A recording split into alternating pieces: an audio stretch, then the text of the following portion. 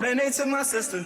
I swear we need something different, but I don't know what Hey it y'all, is. hey, Brittany Ashton here, and today justice was finally served for my brother Steve. And after 3 long years, the man who took his life was sentenced 12 and a half years to 40. Now, don't get tripped up by that first number by hearing 12. What that simply means is that he had to serve at least a minimum of the 12 and a half years to be considered ineligible for parole.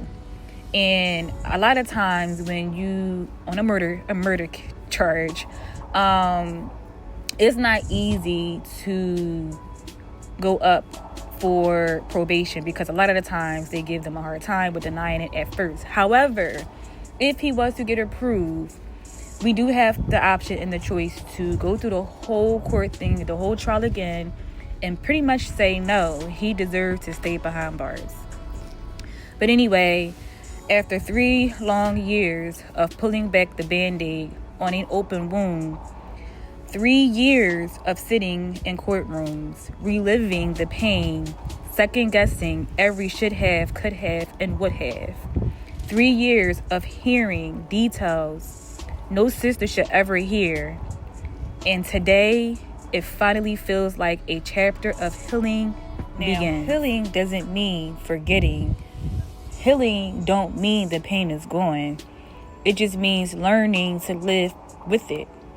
Learning to carry it differently.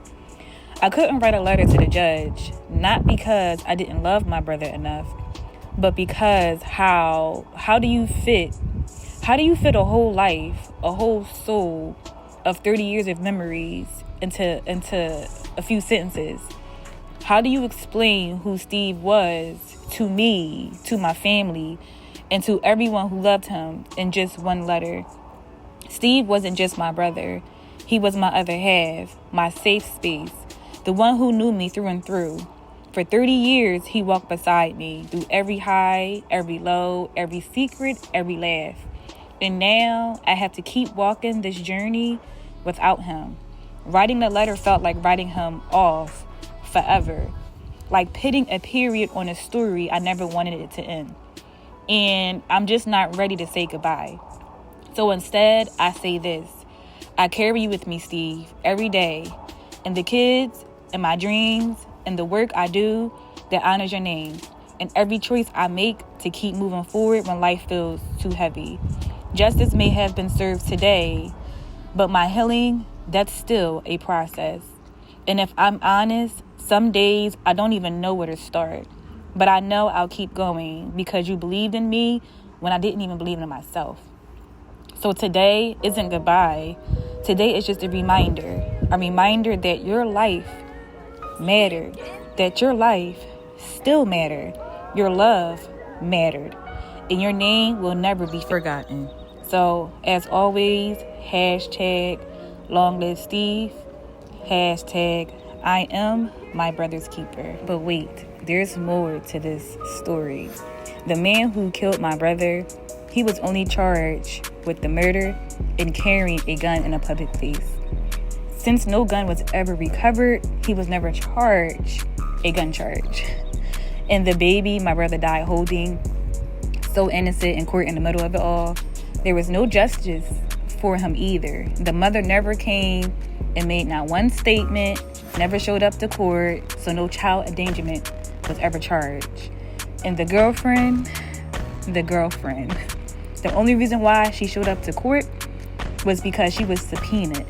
Not out of love, not out of respect, not out of the care for my brother Steve.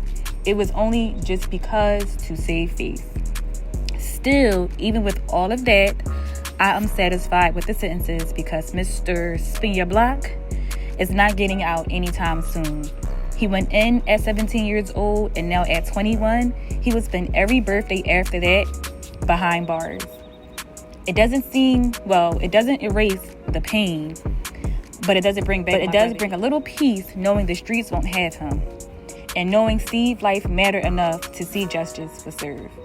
So while pieces of this case still feel unfinished, I can finally breathe just a little easier because I know he's not coming home no time soon.